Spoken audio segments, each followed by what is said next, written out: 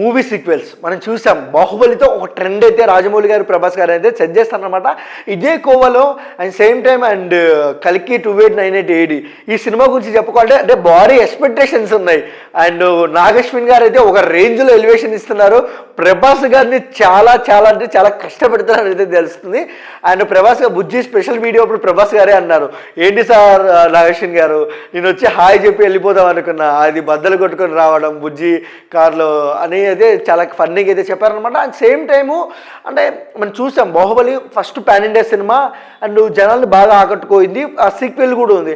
And same time కల్కి కూడా ఆ సీక్వెల్ ఉంటుందని అయితే అంటున్నారు నాగేశ్వన్ గారు.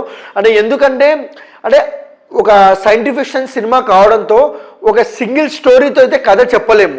అండ్ మనకు సీక్వెల్స్ కొత్తే కాదు, అది చిన్న సినిమా నుంచి పెద్ద సినిమా వరకు ఆ డిజిటల్ కానివ్వచ్చు, ఇస్మార్ట్ శంకర్ కానివ్వచ్చు, అంటే చిన్న సినిమాలు హిట్ అయితే సీక్వెల్ తీసుకుని పెద్ద సినిమాలు చేస్తే ఎందుకు కాదు అనేది అంటున్నారు.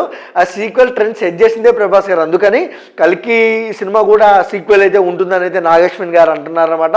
అండ్ ఓవర్ రేంజ్లో రిలీజ్ అవుతుంది కాబట్టి సినిమా భారీ ఎక్స్పెక్టేషన్స్ ఉన్నాయి.